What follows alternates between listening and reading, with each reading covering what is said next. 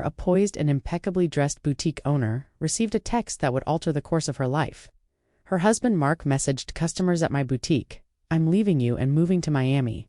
With my 20-year-old girlfriend, I've already emptied our joint account, haha." Despite the shocking callousness, Claire's hands remained steady, and her voice didn't waver as she helped a customer, Mrs. Peterson, pick out a scarf. The only tell was a slight tightening around Claire's eyes. After Mrs. Peterson left, Claire calmly locked up her shop and texted Mark a simple good luck. She knew the signs had been there for months. Mark's suspicious late nights, his sudden phone password changes, and his desperate attempts to recapture his youth. 3 months prior, she'd found a dinner receipt for two on a night he claimed to be working late. That very evening, she'd opened a separate bank account. And when Mark later suggested combining their finances, she cheerfully agreed. Moving her personal savings to her new, hidden account, the joint account he'd just emptied contained only enough to avoid suspicion about 2 months' worth of regular deposits. The rest, along with detailed records of his suspicious transactions, was safe. Mark's next text confirmed his intentions. "Don't bother begging Melissa, and I leave tomorrow. I'll send for my things later." Melissa, the new receptionist at his office, was young enough to be his daughter, and naive enough to think she was special. Claire didn't reply. Instead, she called her lawyer, the one she'd consulted 2 months ago after finding hotel charges on their credit card statement. "It's time," Claire stated simply. He just made his move. Her lawyer confirmed the papers were ready to file. The next morning, Claire told her to hold off on serving him in Miami. She wanted him to think he'd won first. Mark's next message was particularly condescending. "I know this must be hard for you. You're not getting any younger after all. At least you have your little shop to keep you busy." My little shop, Claire mused, thinking of the successful boutique she'd built from scratch, the one that generated more income than his middle management position, and whose profits she'd carefully kept separate from their joint finances. She smiled, envisioning the certified letters awaiting him in Miami. Let him enjoy his moment of triumph. Claire spent that evening in her house, which was legally hers as she'd inherited it from her grandmother and kept it in her name despite Mark's suggestions to add him to the deed. Another lucky instinct that had paid off. While organizing paperwork for her lawyer, she found their wedding album. Mark looked so different then, before his midlife crisis transformed him into a caricature of his former self. Lately, he wore shirts too tight, tried too hard to connect with younger colleagues, and used ridiculous slang. Her phone kept buzzing with his texts, each more condescending than the last.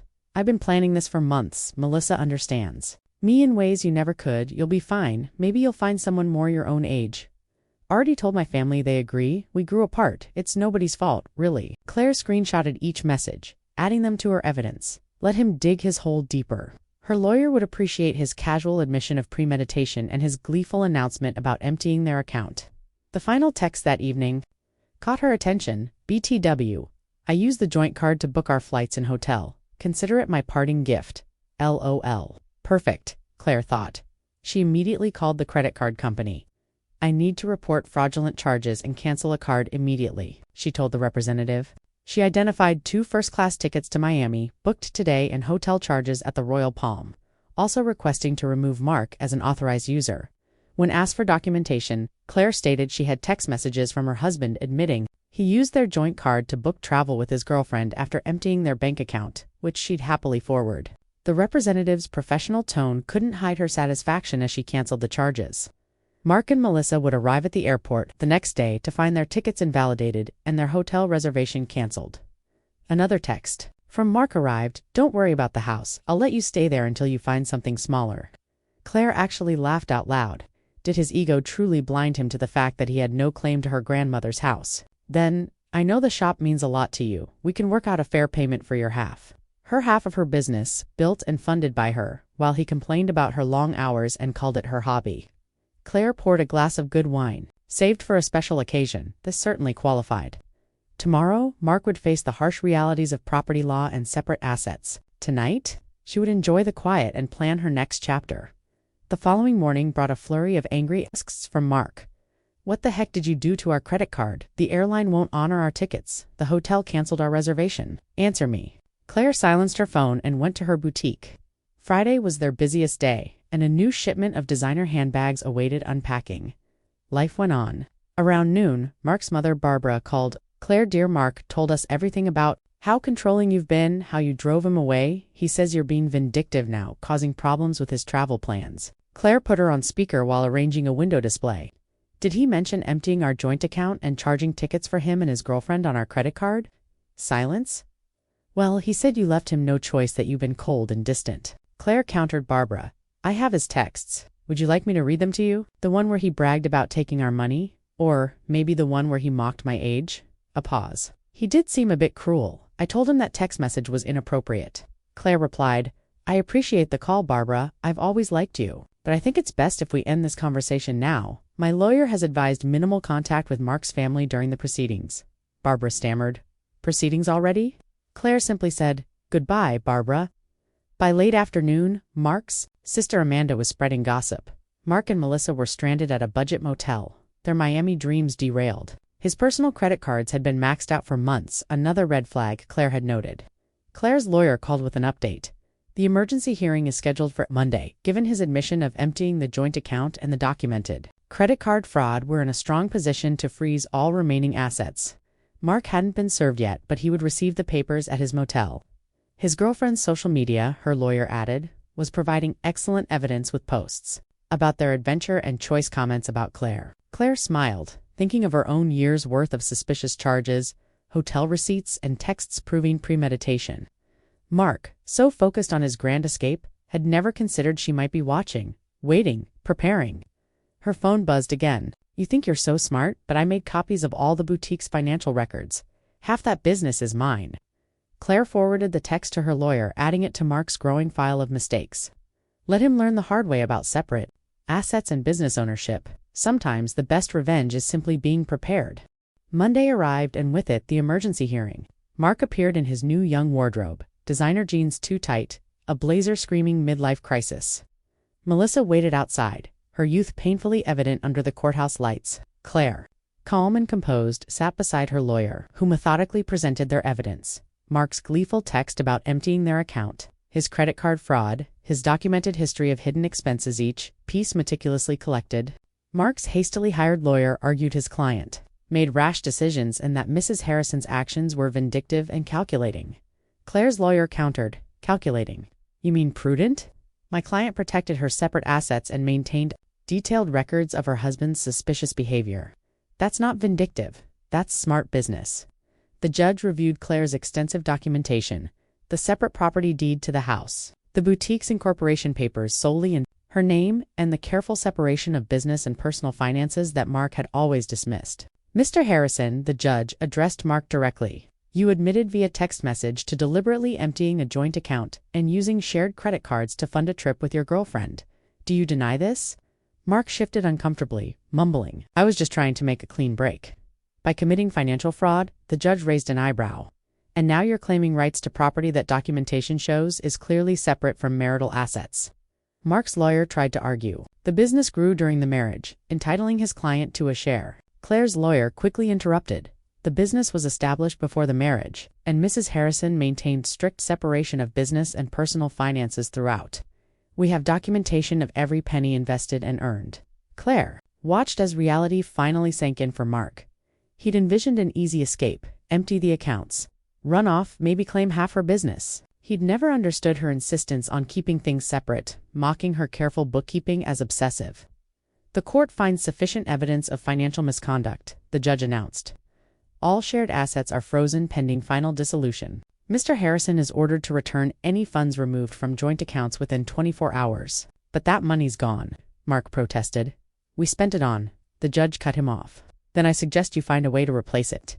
And Mr. Harrison, the court takes a very dim view of using shared credit cards to fund adventures with paramours outside the courthouse. Claire heard Melissa questioning Mark about their Miami plans. His reply lost as Claire's heels clicked confidently across the marble, heading back to the business he'd never respected. Over the next few weeks, Mark made increasingly desperate moves, claiming the boutique was his idea or that he'd been her business partner. Claims quickly disproven by Claire's meticulous records. He's getting desperate, her lawyer noted, adding that Melissa's social media showed they were now living in her studio apartment, a receptionist's salary, not quite the glamorous escape Mark imagined. Mark's family, their initial accusations replaced by remorse, started reaching out.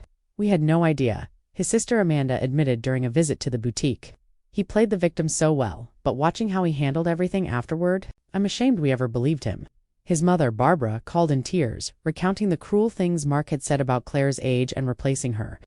Claire let their calls go to voicemail. Their support, once desired, now felt like rats abandoning a sinking ship. The boutique, ironically, thrived, boosted by local gossip. Women came in specifically to show support, often buying more than planned. My ex tried something similar. One customer confided, thought he'd take everything in the divorce. Men like that never expect us to be smarter than them. Claire's phone still buzzed with Mark's texts. Swinging from anger, "You've ruined everything," to manipulation. "I never meant to hurt you. You'll regret being so vindictive." Each message was forwarded to her lawyer, unresponded. Let him dig his hole deeper. Through the grapevine, Claire heard Melissa was having second thoughts. Sharing a studio with a middle-aged man who couldn't afford his own place wasn't the romance she'd imagined. The age gap, once exciting, now felt different in the harsh light of reality. Melissa posted about toxic relationships and learning from mistakes, even removing her relationship status. Claire almost felt sorry for Mark, but then she remembered his haha after emptying their account. His casual cruelty about her age, his assumption of her helplessness. Instead of pity, she felt pride in her foresight, her quiet strength, and her ability to protect herself while he underestimated her. The final divorce hearing presented a stark contrast to Mark's imagined triumph. His cocky attitude was gone, replaced by barely concealed panic. Melissa was noticeably absent, having moved on to a coworker her own age. Mark arrived in his old clothes. The designer wardrobe apparently returned to help repay the emptied joint account. His lawyer looked wary, likely from fruitlessly searching for loopholes in Claire's documented separation of assets. "Your Honor," Mark's lawyer attempted one last time. "Despite the separate property documentation, my client contributed to the growth of his wife's business through moral support," and Claire's lawyer interjected. "Moral support, Your Honor? Like these text messages belittling Mrs. Harrison's business as a little shop? Or these social media posts calling it her hobby?"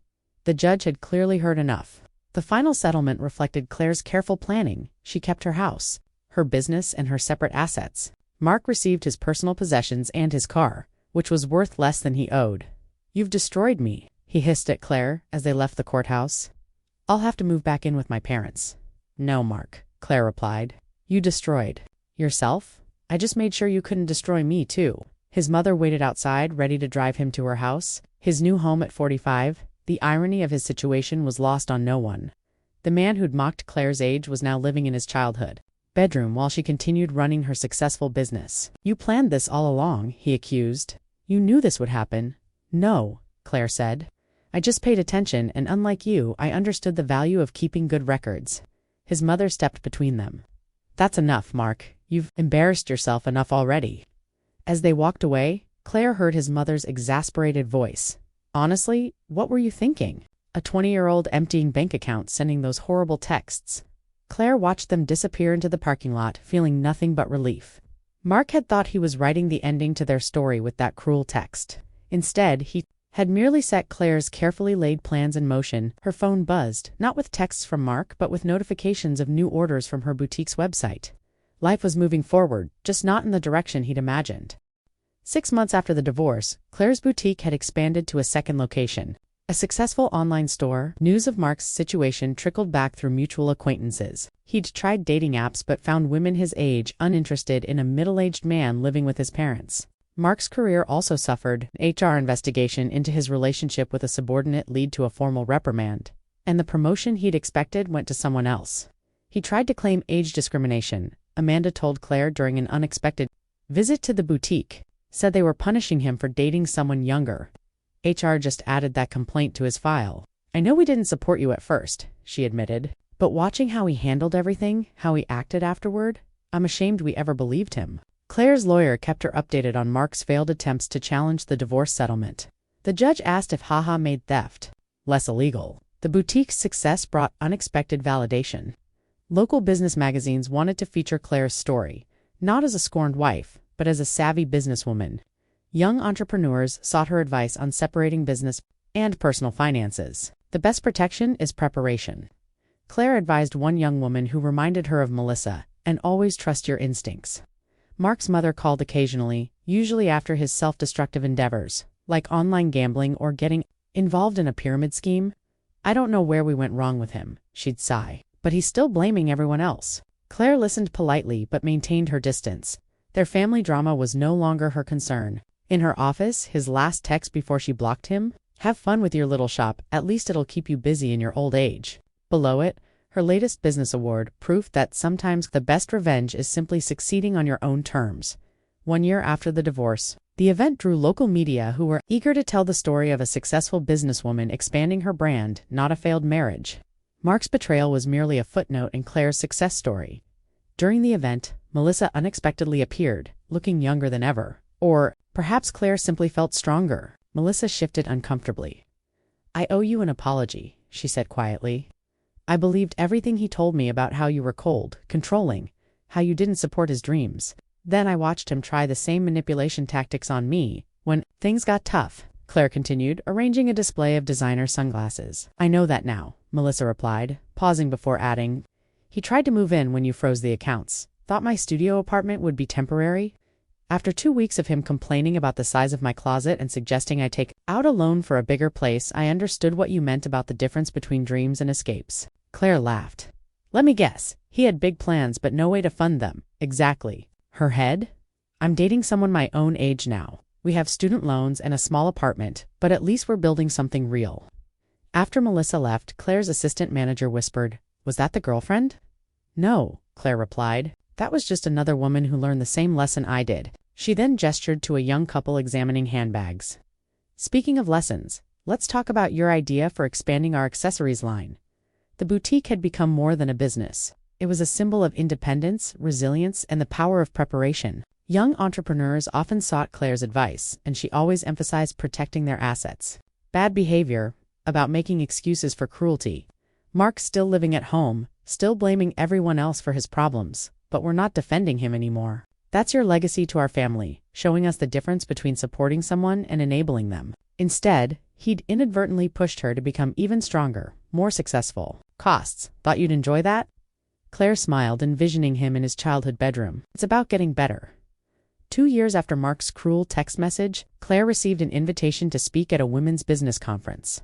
The topic wasn't divorce or betrayal. It was about building and protecting a successful business. Her story had evolved from a cautionary tale to an inspiration. During the Q&A, a woman asked about keeping business and personal finances separate. "My husband says I'm being paranoid, that marriage means sharing everything," Claire replied. "My ex-husband said the same thing, right up until he tried to claim half my business in our divorce." Trust your instincts. Protection isn't paranoia. The boutique chain had grown to 5 locations, each more successful than the last. The little shop Mark had mocked now employed 30 people and had been featured in several national magazines. To take a lower-paying job after his former company downsized, his dating profile still listed him as young at heart, though his photo was clearly outdated. Melissa, ironically, had become a regular customer at Claire's original boutique, something lasting instead of falling for empty promises. Claire kept Mark's cruel text message framed in her office, not as a reminder of pain, but as proof of how far she'd come. At the 5-year anniversary celebration of her original boutique, Claire addressed her employees and loyal customers. The space had transformed from a single little shop into the flagship store of a thriving business empire. Mark's mother attended, though uninvited. She waited until the crowd thinned to approach Claire. He was talking about his glory days, about the life he could have had. He still doesn't understand that he didn't lose everything in the divorce. He threw it away. Claire thought about Mark's text, his casual cruelty, his assumption that she would crumble, beg, and prove his desperation right. Instead, she'd built something stronger than before. Each new boutique was a testament to what women could achieve when they stopped dimming their light for insecure men. A young saleswoman, coincidentally also named Melissa, approached with a question about the new inventory system. As Claire explained the process, she caught a glimpse of her reflection in the store window. She saw what Mark had failed to see 5 years ago. Not a woman getting older, but one getting wiser, stronger, more successful. His cruel text message had been meant as an ending. Instead, it had been a beginning not just for her, but for every woman who heard her story and realized she deserved better than someone else's midlife crisis.